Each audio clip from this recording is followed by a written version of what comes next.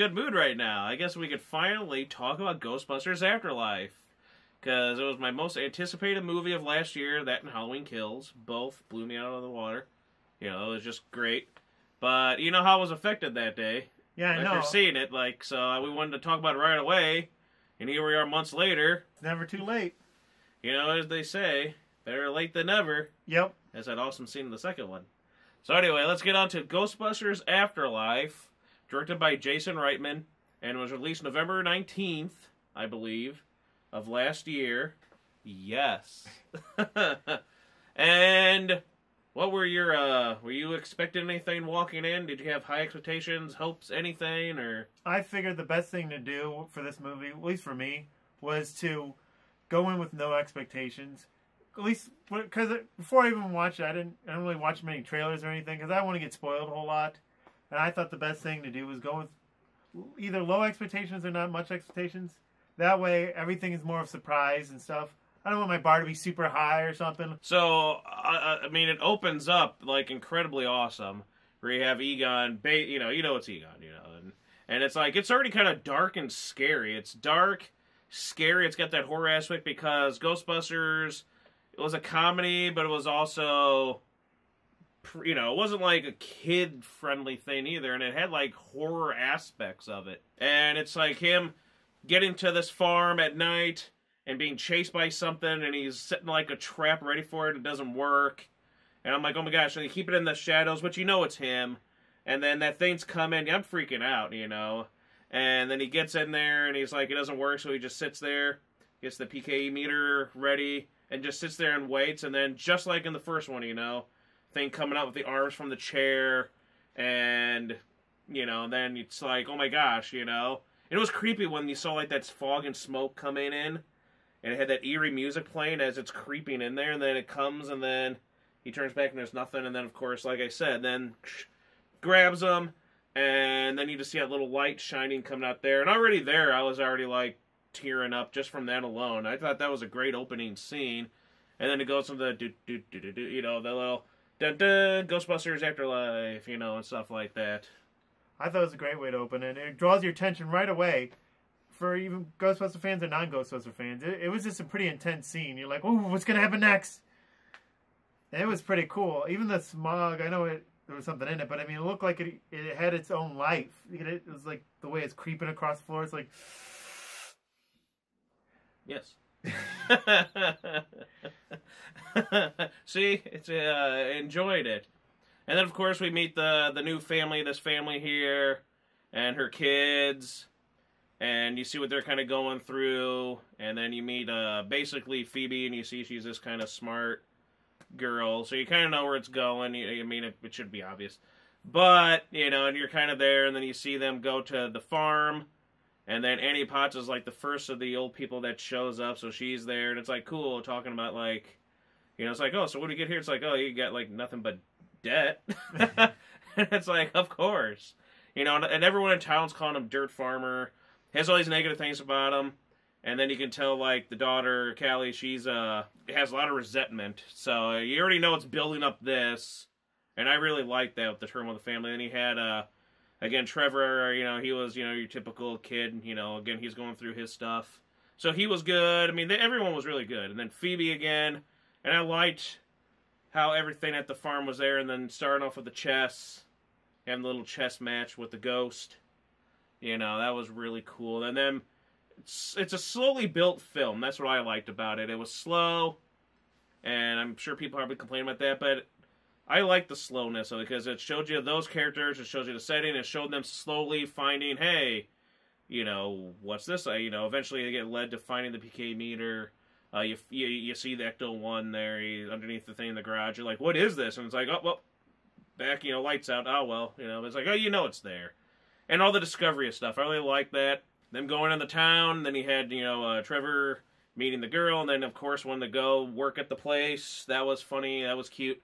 And then, you know, the next day, like, oh, you got to go make friends now. Do you want to go work at the farm with me? Or do you want to go to school? And she's like, oh, I'll go to school.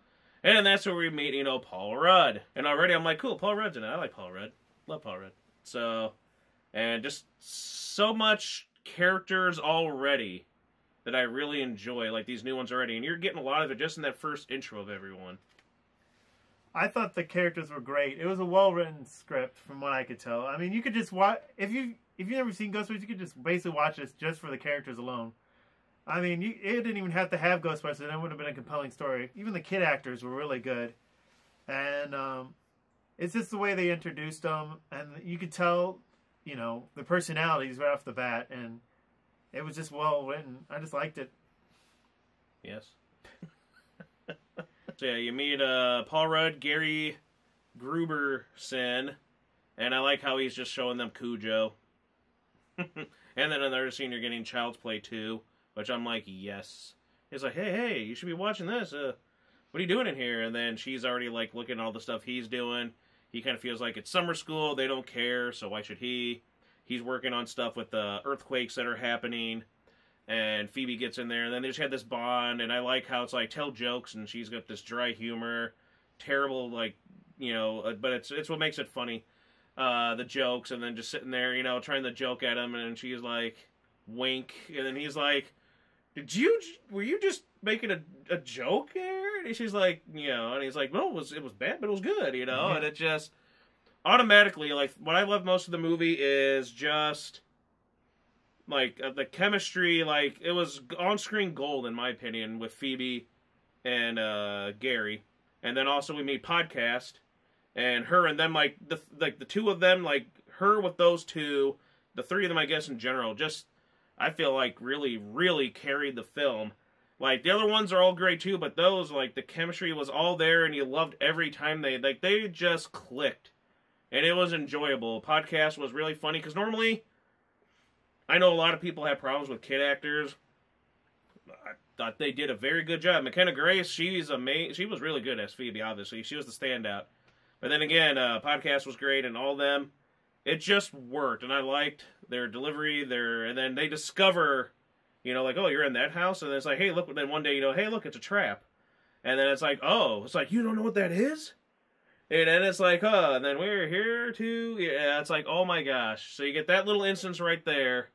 And it's all starting to come in there, and then more and more you're hearing, and then throughout the movie you got the music, the memorable music, the music you remember from the film, the original films, and then it's building up, and you're seeing all this stuff happening, and you're getting stuff talked about Gozer again, and everything, so, and I thought, like, again, it's built up nicely, it's slow, and then it starts to build up more and more, and then you got them interacting, finding the proton packs, driving around with Ecto-1, and then, of course, we have, Muncher, a great addition to the Ghost family, just as good as, like, just as fun as Slimer. I really liked Muncher. He was pretty cute.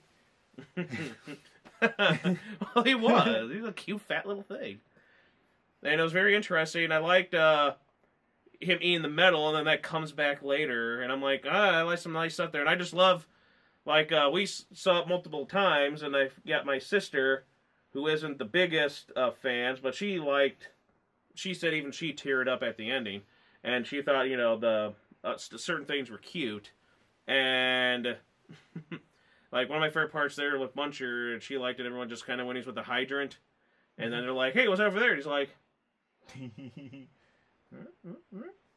and off he goes, shooting the hydrant there, just kind of,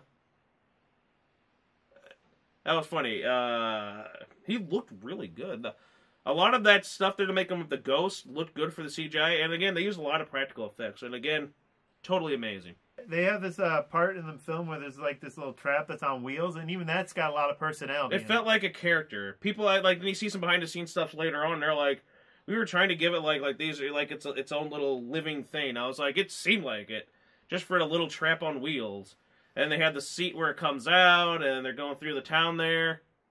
Really enjoyable. There were times where I feel like every character was utilized well. Lucky, I felt like the first time I watched, I felt like she really wasn't, because she wasn't in it that much. Like, there was kind of like no point to her, basically. But then I feel like the scenes work with her and Trevor, and the stuff work at the diner, and then again her dad being the cop, and so that. But I feel like even then, even if I feel like maybe those two were kind of the weakest of them, because obviously, again, Phoebe and Podcast, the mom, and Gary, were like kind of like the really big focus of it. But their scenes at the second time again, I'm like, oh, that a lot of it worked. But it's like obviously those ones stand out more. But I feel like in the end, like everybody kind of like had some kind of a purpose, and they all did a great job with it. And I really enjoyed the new characters. And as the film went, like I said, so we're going through that. Then of course you get the little mini puffs. Those things were adorable. Those things were funny as hell. Like, it's kind of like, because everyone's got to do, ever since we had Baby Groot, then you had the Snow Geese and Frozen, then you had Baby Yoda, then you have, like, there's always going to be these cutesy characters that everyone has to do now. And you're like, oh boy, here we go. Here's, the mini puffs. But they were adorable, they were funny, they looked good. They also gave them a little bit of purpose, too, actually. Well, yeah, and I just like how they kill each other. Trigger warning or something, because they blend themselves, roast themselves, they put themselves into s'mores. I mean, it is their purpose, they're marshmallows, but it's just like, damn. Like, they don't care, they're running over each other on the little robotic vacuum cleaner things. You see the little smear marks, and it's like, holy cow. But it's like, damn, but it's adorably violent. And that's what makes it funny. Really, it does. So it's crazy, and then, yeah. And they come back for, again, another homage, another nod, with the little proton pack, and the podcast gets covered in, like, in the end, covered in marshmallow, and it's like... So, as you get in there, you're getting more of the Gozer. I like when they release from the trap, and, it comes out there, and it busts through, and it breaks the windows of all the cars and the school bus, and it's like, yeah, well, I gotta get out of here, and then he's liking the mom, the kids are off doing their things, discovering stuff, practicing with the proton packs, they're doing all that practicing. And then, the interaction I felt like worked with the mom and Gary. I feel like everyone really kind of just worked together. Like, you get like, oh, you're trying to do the thing where you're trying to push these two. But I'm like, it still kind of worked. And because it makes sense because where it leads up to with them, because they got to be the new gatekeeper and keymaster, which is hilarious. Because I love that scene where he's in the Walmart after the marshmallows, he gets his ice cream, Baskin Robbins, because, again, I still think Baskin Robbins was an interesting choice, because I'm like, unless it's just me and my weird conspiracy theories, because Paul Rudd, Ant-Man, and Ant-Man, they had the Baskin Robbins stuff there, so I'm kind of thinking there's a lot of that together, but, Baskin Robbins, they know. Sure. And then he sits there and he has a little, the dog creature, and it's just sitting there eating dog food. Why not? And he just throws the ice cream at him, and I'm like, that got me a laugh. It's one of those, I still remember, like, Princess Bride, when we were in theaters, watching it in theaters years ago, and then, like, the scene where he's getting ready to fight, and then he just, off there, I was, like, the only one in the theater full of people, and I'm just like, I lost it. And, like, that was one of those moments there, because it's just like, it's like it shouldn't be as funny as it was, but it just had me going, just because it's like, and then off he goes. So yeah, I could see your grinning ear to ear with, just how it is. And then of course I love it because he broke the windows, and I love that scene where he's running to the parking lot. And he's like, I got to get into the car fast, so he slides through the roof, over the hood of the car, through the front of the window into his car. And I was like, yes, that's awesome. But still, you can't escape those. And then and then when he's there, he's all waiting. He's got the flower in his hair, and I'm like, it's like, oh my gosh. And then, movie magic, I'm in a fancy, pretty dress now all of a sudden, wind blowing, and then they talk. And it's like, it was pretty funny. Yeah, I think the humor in this can be subtle at times, and other times it could, just make you burst out laughing. But, I mean, they didn't, like, overdo it, like when the ghost came back through the whole town and stuff. They didn't do like this shot of a ghost and this shot of a ghost and this shot of a ghost. Well, I really enjoyed the Easter egg and stuff where they had the bug-eyed monster out of there. You saw his little eyeball come out, and then he goes flying out. I'm like, hey, that's the old Kenner toy. And then they had the guy at the diner. He was a miner because of the mining town in Somerville, and the place where they're at. I guess I don't think we mentioned it was called Somerville. Darn it. And then the whole thing with Gozer and the guy, and, all the stuff with the cult of Gozer and their brain, and that's where it's all happening. But they had, like, the miner there drinking, and he was supposed to look like the one from the taxi cab from the first one, that skeleton guy when he turns in the taxi cab and all that stuff there, and that's just really cool, just thinking of stuff like that. They threw a bunch of stuff there. I think it would have been if they threw the toilet one in there as another one, because that's a pretty creepy one for the Kenner toys. Someone could have been on the John and just been running out. It could have been like Night Before Christmas with the little fat kids running away down the thing there, and the little Jack Mike's like, it's just like, what the hell? Someone just be on there like, oh, crap! Run away, and the toy's like, blah, blah, blah. I don't know. That might have been too much. But it was interesting to see, like, holy shit, they had the bug-eyed ghost. Yeah, I didn't expect that. Well, yeah, even though they came up with the toy of it, I didn't expect it. I was sitting there thinking, too, like, I know this is different, but hopefully in the next one, because I'm sure there will be. I mean, anyway, Slimer, where's Slimer going to be, you know? So, spoilers, there's no Slimer in this one. So, everything's come back there. They're learning about, you know, Gozer. And then at the ending, you know, you see, like, down when they're protecting, like, the spirits from coming up. I mean, there's some cool dark moments, and they got these, you know, he was there to protect us, so he strapped the proton packs over so it keeps stuff at bay so they couldn't come out and all that. So that's kind of, and that's when she really gets all upset, and she finds out, like, why didn't you tell me my dad? Why didn't you tell me my grandfather was Egon Spengler? And she's all like, oh, he, you know, this, and then it gets her emotional, and that's where I really like the scenes, too. Like, she gets a really good job, McKenna. She gets a good job with the emotions. So, and I love the emotions. Like, once they go through there and they destroy everything, and they go to jail, and I like the little scene where Lucky was there, and she's like, no, I'm just, you know, I'm not in a cell. I'm just, and it's like, and he's like, yeah, you get one call. Who you gonna call? And it's like, but, you know, you gotta say it. After she gets all angry at them, they're talking about how he's crazy, and he was this, and he was a bad person. She gets mad. Like, she takes the freaking proton pack and points it right at him like, I'll freaking kill you people if stop talking bad about him. I'm like, I was like, ooh, I was feeling all this. Like, this was getting tense. Like, you could see in her, too. Great job. And that was, like, I love the emotions going through and how she's all upset over about, like, because, like, why didn't you tell that he was like me? I'm like, we were the same. You know, and I'm like, I love that part there. Well, yeah, as I said before, the characters, and the actors, everything was just so good, and that's just an example of how awesome it was. And like the mom, how she was resenting, and then this, you know, then you get the whole when they go down to see there, and then he helps her, and so you get the little lamp moving, kind of, you know, like this to help light the way for her to help fix the proton pack, and then the mom goes down there and he experiences it there too to go like, oh, whoa. He leaves her there so he can show her that he has photos of her, kind of like The Simpsons, do it for her with Maggie, like all over the place, and he's been following her and getting, like, every moment of her life. And then that gets her, and it's like, come on, now you finally realize, and I'm like, oh, it's get me. And after they do all the emotional stuff, then you get, like, a shot of, like, a door in the shadows, then, rah! That jump scare of the freaking dog jumping out of there. I'm like, damn it, I'm scared again. Just when I'm getting like, oh, this is touching me. Oh, look, there he is, as a light. And there she is, and then, I'm like, But I really like the little nods, too, like, when they're, I don't know if I caught it the first time, but when they're going around and stuff's happening, they're spinning around, and all the hell on earth, end times, apocalyptic stuff come there, because they always have, like, the Bible verses, just like in the first one. I like how they always bring that into it. End times, you know, stuff like that. End time stuff there. Book of Revelations, you know, and it's just... And they have the diner thing there, and it's called, like, Spinners. And then, like, they hit it, and, like, the light's broken off, and then the P's gone, and it says Sinners. So I'm just like... Because, you know, like, Revelation, Sin... And I just thought that was a real, like, oh, that's kind of neat. I didn't notice it the first time. I'm like, the P's gone, and it said Sinners. Just little things like that. Throughout the film, just like when they go in the glove compartment, that one's kind of a give me, you know, there's a Twinkie. What about the Twinkie? You know, it's just... It proves those things last forever. You know, the Twinkie. Picture a Twinkie. I mean, how can you not love Egon? That's what's just so...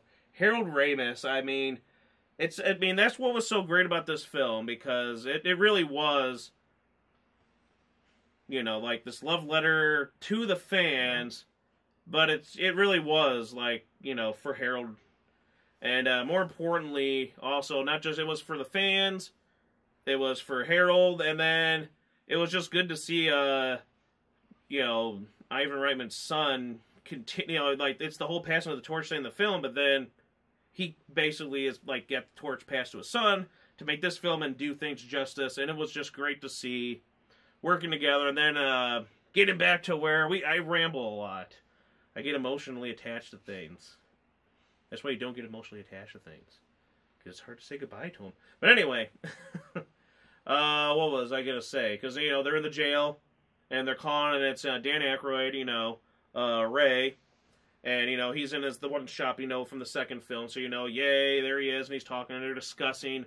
And you can see how he's kind of a little upset here, getting the exposition of them telling you what happened, why they went away, and then she's like, oh, well, I'm, you know, at the end there, and he's like, yeah, well, he can go to hell, type of thing there, and he's getting still angry over this, and then she says this is happening, this, and it's like, yeah, well, and it's like, I'm his, granddaughter or whatever, and then that's when it's like, oh, time's up on the phone call, and then he's like, hello?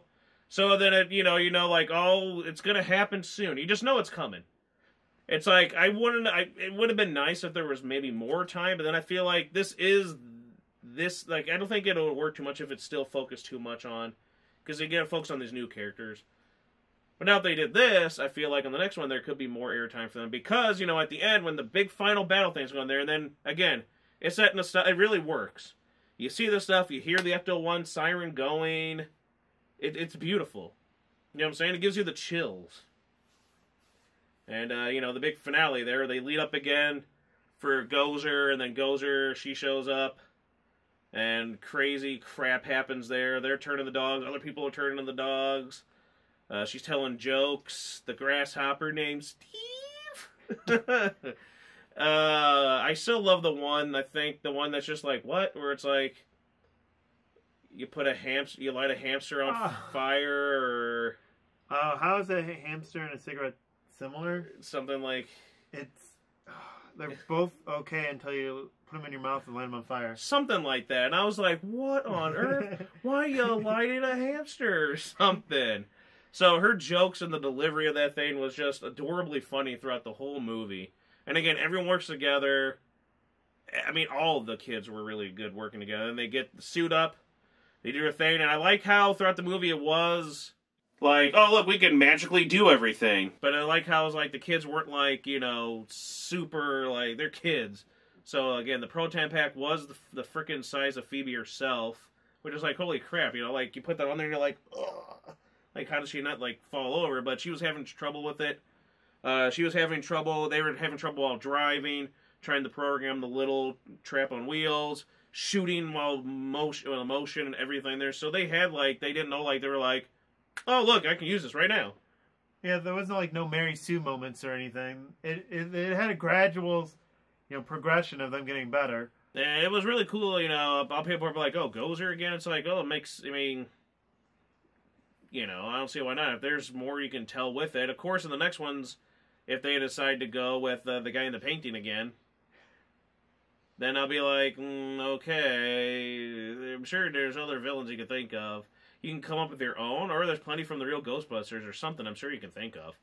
There's a lot of freaky things in that one that I feel like could make some good stories in the live-action one. But I had no problem with it. I liked it. It was nice seeing it again. And then it all just leads up to, like, from the beginning. And then just like how the beginning was, you knew when they're all setting up to set that trap up and do it right this time.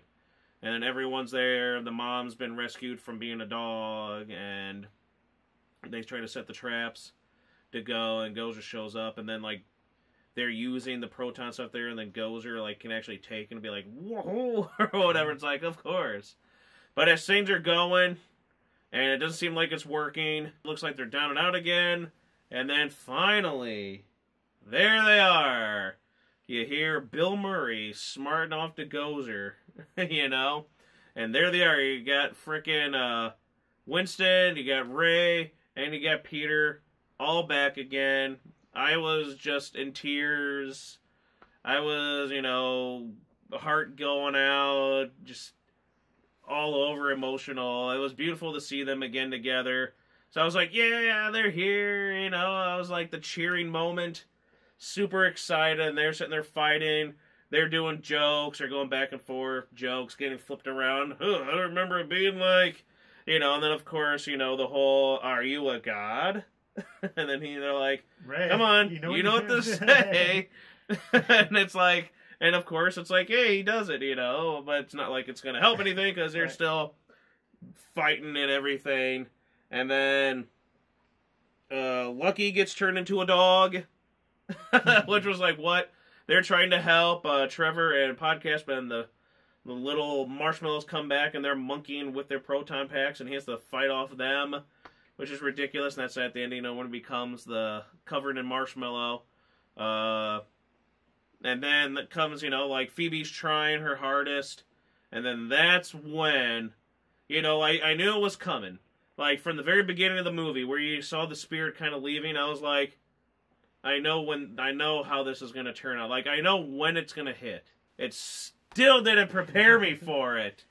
That I just completely lost it when it was that moment right there, because you see her blasting, and then you see, like, the close-up of her hand. I'm like, oh, no. Like, I was already like, no, and then you see his hand, like, spirit form, like, Egon right there, guiding her, helping her, and telling her, you can, come on, keep, together. And I'm like, oh, my gosh, I was bawling like a baby. Like, that's when I was like, I couldn't even do anything anymore. And then to see, the three of them, you go from, like, Ray, to I think it was, like, Ray, then Peter, and then I think Winston, and then as they're, like, you're seeing them all kind of like this, and then they all turn, and then you see Egon there, and they're all just kind of, like, reacting to him being there with them. And I'm crying right now talking about it. I was a mess. That was beautiful. I am really tearing up right now. This is why I didn't want to talk about it. Because that got me, and that was like, and how they were like, I'm so, like, they were doing like they're sorry and stuff like that. Because like I really liked the character growth and changes from the daughter, how she did this, and then from Ray to how you can tell he was all, and then Ray's just all like, I'm sorry after what he's been saying and how he felt, and he's just there, and I think it was really smart. It looked really good because you can do that kind of stuff. It was perfectly for Harold Ramis' likeness and Egon. Because it goes from, because it works with the glowing and stuff like that, so it doesn't. That was like some of the best of that de-aging stuff and that computerized stuff that they like to do nowadays with characters. Because he's in ghost form and it works. It wasn't like, it was like just like trying to do you and then just put his face over the person's body without having all those effects to help out. Plus also him not speaking was really good. Instead of having someone trying to fake his voice or something like that. Yeah, I was gonna say that. I mean. Because then you can always ruin the effect by, if the mouth doesn't match what the saying or the voice is slightly off. They just sorry, I was talking so much of that, but damn it, it's emotional. But continue. So they did a good job of that, and no matter how many... I knew it was coming. I knew it was coming, and I still... Yeah, I was just about to say, I mean, no matter how many times you see it, it still gets you. It's one of those movies where it's just... Oh, yeah, it got me. Gets you. Like I said, like, my sister, like, my dad and my mom liked it, especially my dad. He's basically, I guess, what got me into... like you're a kid and your parents watch stuff and, Dad loved all those type of comedies and he, Ghostbusters, and that's how I ended up watching Ghostbusters as a kid. So my dad loves Ghostbusters. Ivan Reitman was great. More than just Ghostbusters 1 and 2. I mean, he did some amazing stuff there again. That was like, again, my childhood too there. Those movies, Stripes, stuff like that. Son of a bitch. Kindergarten Cop, I mean, and then a lot of stuff, because I love, like, I guess because that's when I started loving those kind of comedies, and then you got Bill Murray, been a fan of Bill Murray, loved Dan Aykroyd, Harold Ramis, I mean, he was good, he made a lot of good films himself, Harold Ramis, and then I really loved, again, I feel like Ernie Hudson again, like, like in the first ones, we can go on about that for something else, but that's where I really I really like 2 as well, because I like how we get just a little bit more of him. And he's great. And then I love how he gets a lot in this movie. So I'm kind of like, he's getting some kind of like justice with that a little bit. And he's a great character. Like, he is...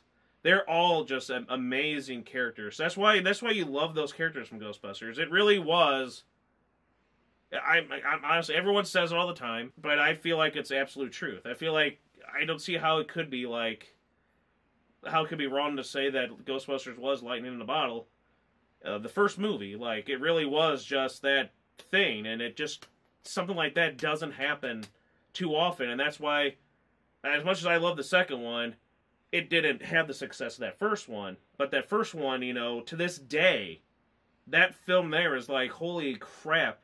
It's a 10 out of 10, for sure. Type of stuff there. I mean, people just, And for good reason. It really was something that you like. You won't see stuff like that ever nowadays, especially. You just don't get stuff like that. That was just everything and everyone. It was like the alignments were perfect type of stuff there. It was just with the not just with the actors, the directing, the writing, just everything aligned perfectly, and that film nails it. Again, that's why I just love them so much, and then that's why it was such a great thing to see. I guess if that's what I was going back to. All of them together and them reacting, and yeah, it's a good movie. I feel like this was a really good job. Really good. I feel like I'm talking bad now. It's a great installment part of the trilogy. I mean, it feels like it fits. It may not be the exact same way as the old movies, but that's not a bad thing. It actually feels like it fits in with the rest of the movies, and it's a good continuation, and I'd actually like to see more of it. I mean, there's so much you could do. Even if you don't do the ideas from the TV series, you don't always have to go against ghosts. And that's what I learned from watching the TV series, is that there's more you could do. And there's like endless possibilities. I mean, I would like to see him do something with that flubber-looking thing or whatever. That's like goo from the second one. But I mean, I still like the idea of the original one there with the go to hell type of thing there, type stuff. But it's true. We finally got our Ghostbusters 3, and it was a way to get them all back. It's kind of like being a fan of the Monkees, like how Michael Nesmith, just kind of, he on and off, but for a lot of times he didn't do stuff with like the other three. But it took like Davy Jones' death for him to be like, you know what, yeah, for the fans, for all of you people, and to help, I guess, mourn the loss of their fellow bandmates. So it's kind of like that kind of stuff there, where it's like, yeah, Harold Ramis goes, I think we have to do at least something to give us that third one. Again, not just for the fans, but for, like, this, at the end of the movie, again, that's what got me, too, where it says, for Harold. In tears. Because I felt like, yes, I felt like this whole movie was, like, when you had that for him at the end, it was. I mean, it was a beautiful tribute to the man. And I just, I mean, again, that whole thing there, and them saying goodbye and him there, and then him saying, hugging his daughter, and then, hugging Phoebe, and hugging Trevor, and then, hugging at the end of the daughter, and then they're all just kind of looking, and then away he goes. I'm like, oh, that whole scene, that whole ending, I thought it was perfect, and we got the three of them back, and it just ends perfectly. They go away, and then you just get you see, like, what is it, like, they're going, I guess, they're heading to New York, maybe, or something like that, they're on, like, the bridge or whatever. And then you see that, it says for Harold. That's when it gets you. And then you hear that, and of course, end credits. And then it's like, just applauding, as trying to at least, because I'm too busy just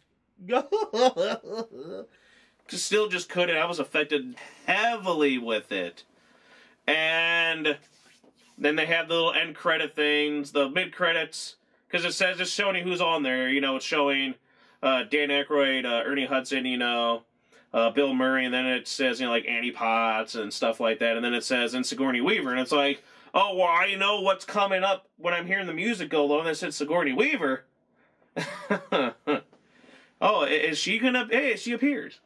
And that was awesome. It was fun. They're together, Bill Murray and Sigourney Weaver. They're just sitting there, and they're doing the star. It's like, star, triangle, wavy lines type of stuff there.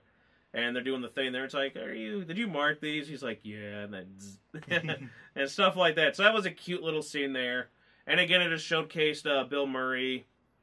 Because I know, like, there's some people I remember hearing, they were talking about, like, like, it shows how much he doesn't care for this franchise anymore, the series. Which I know there was a difference. It wasn't really, from what I keep on hearing, it wasn't that. It was just the kind of thing, I guess. A lot of people say because of how the second one didn't do so well, he just didn't have a thing for sequels. Plus, then there was also the stuff that he got into a spat with Harold Ramis, and that's why a lot of it didn't happen, because he just refused. They were just, until they reconciled. Eventually, as they got older, then he dies, and then that affected him. So I feel like that was a lot of stuff that kept that third one from going. But everyone's like, oh, he just, phoned it in. And I was like, but you got to understand Bill Murray, if you like to watch a lot of it, especially nowadays. I mean, if you look at the stuff when he was younger, too, like, he has that. It's just how Bill Murray kind of acts. And then you saw his lovable, playful side in the acting, too. in that last segment there with the cards and him and Sigourney Weaver, which again was just a cute little thing there to throw in there. I thought, and they still have that good chemistry with back and yeah, forth. it seemed like they were like it's like all this time together, and then of course the end there like I like again with Winston at the end of the credits, and then he's sitting there with the firehouse again.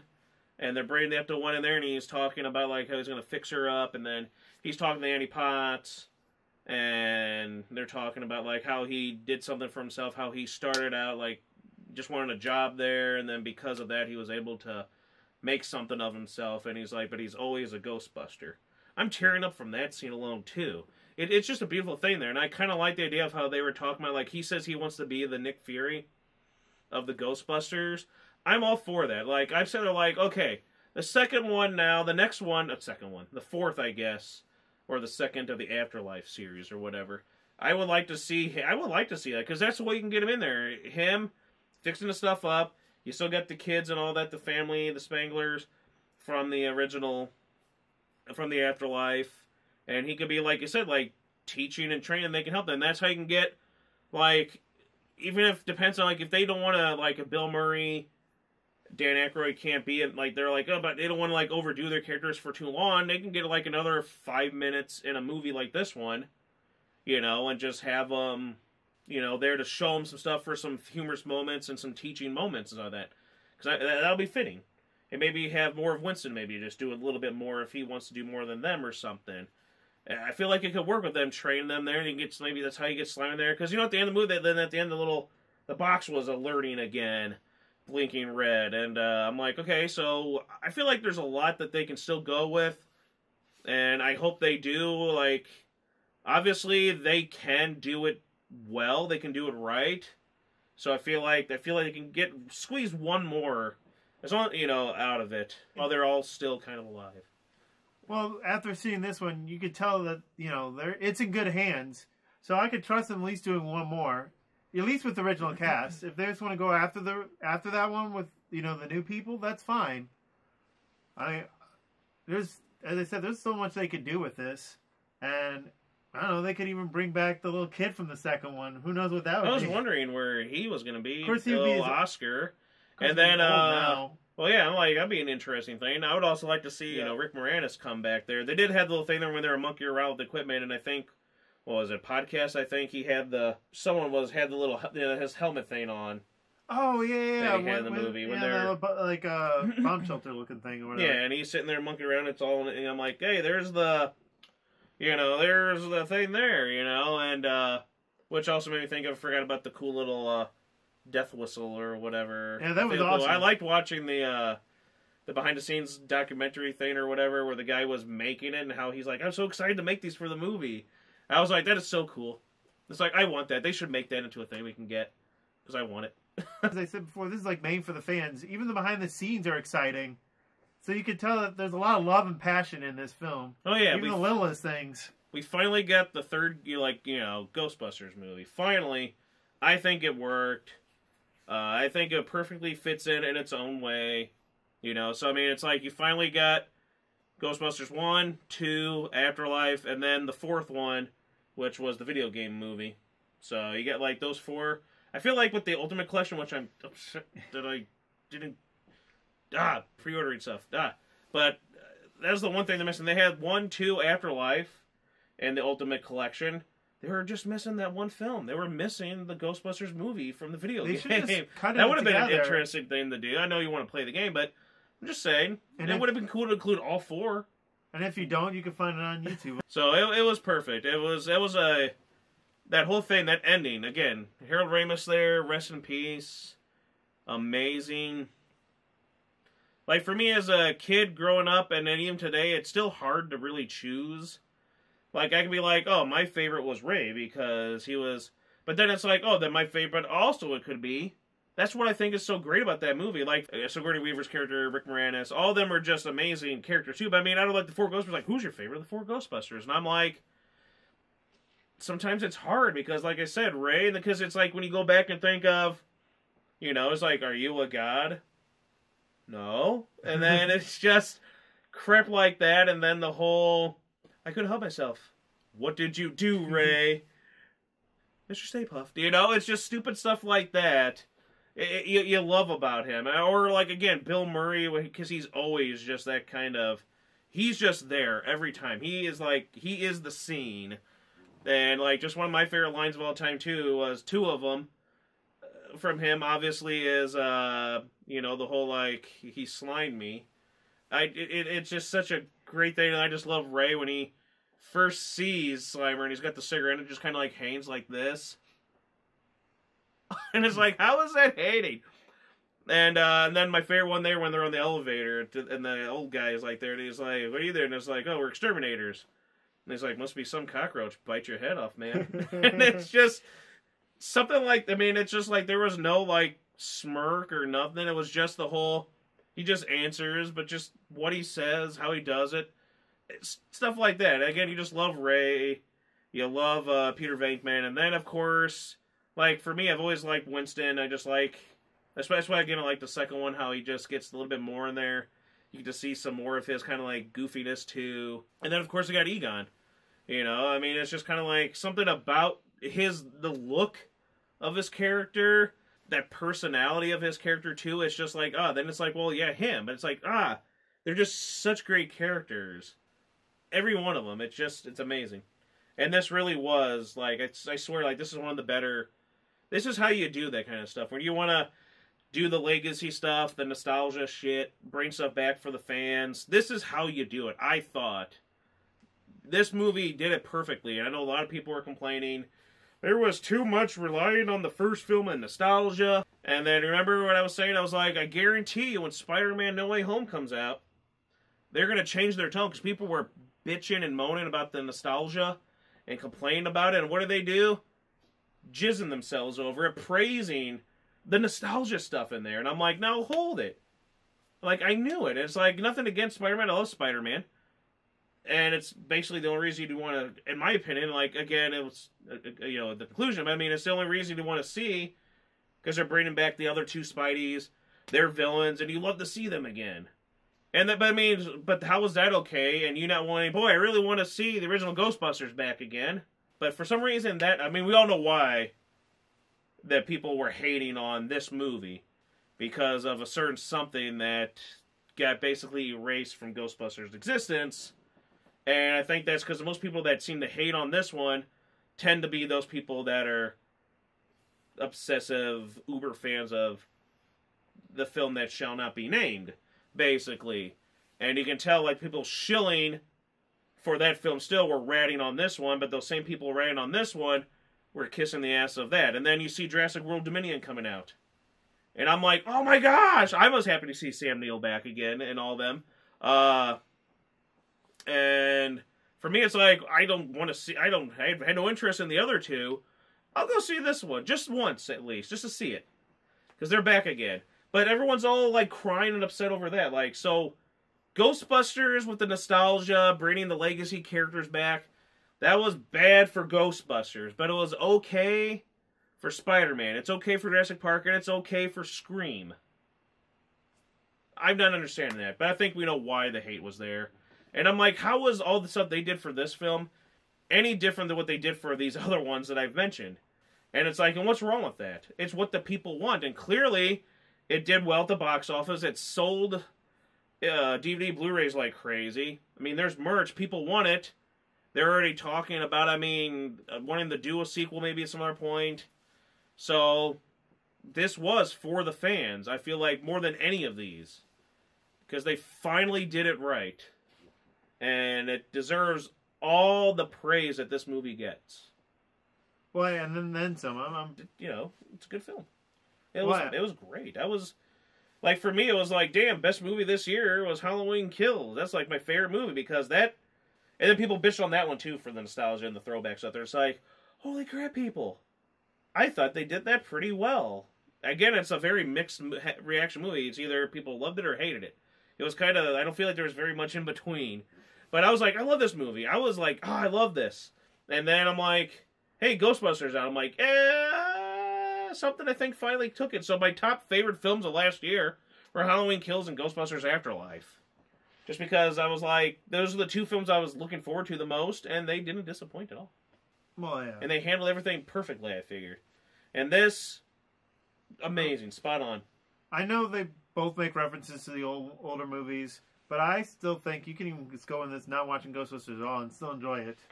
Oh, yeah. I mean, something may go over your head, but I mean, you can actually follow the whole story. As I said before, the characters are just carry the story alone. It should make you want to go see the other ones there. Like, I don't know about Ghostbusters. I don't like them. And then, like, I like this movie.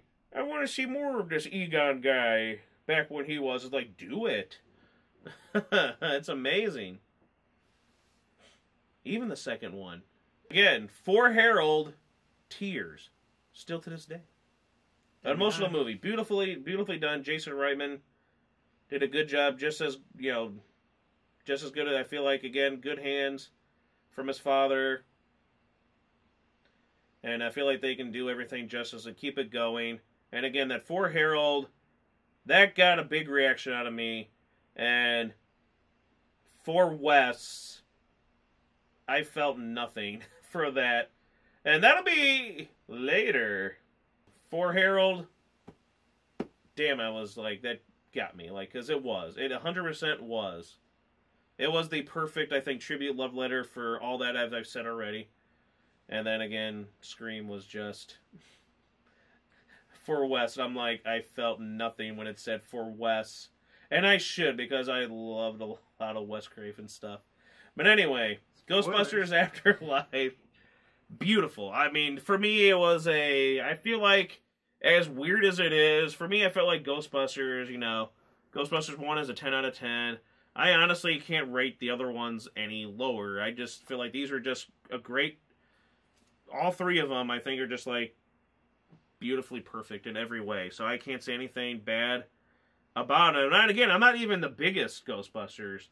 Like, I enjoyed it, but, through my whole life, I wasn't like, Ghostbusters everything, But no, I mean, I'm a big fan of it, but I'm not like as big a fan as a lot of these other people could be. Well, yeah. Because I really do wish I watched the real Ghostbusters as a kid, but that was on when I wasn't born. So, I mean, there's no way I couldn't watch any of that stuff there. And right.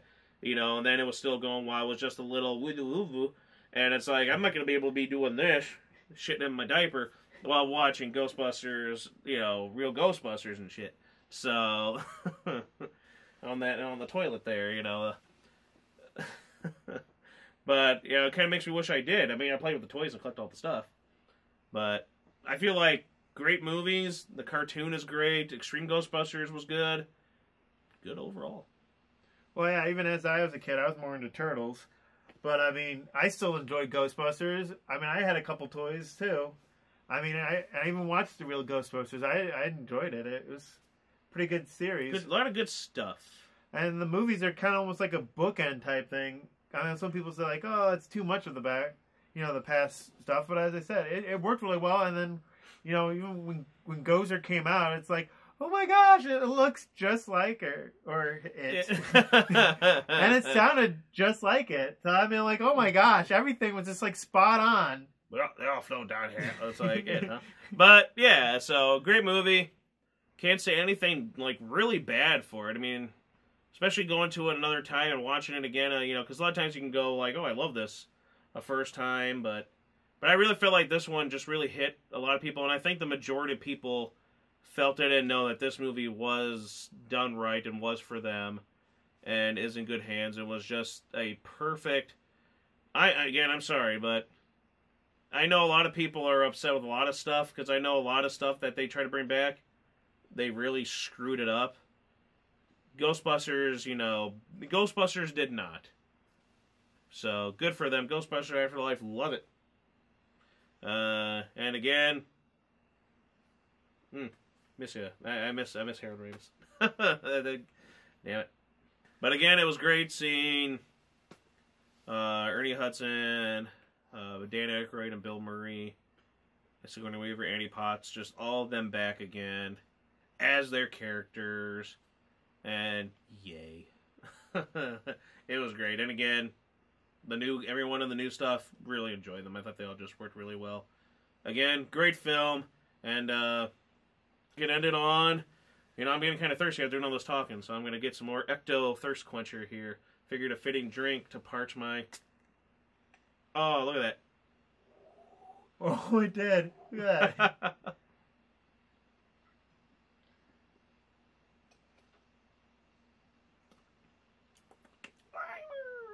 It's like I'm drinking approved. slime. Good stuff. Muncher. Muncher Cruncher Cheetos. Anyway, we'll see you next time. What do you say? We're going to go bust some ghosts. No. That's what we do Then, when we're not doing stuff like this.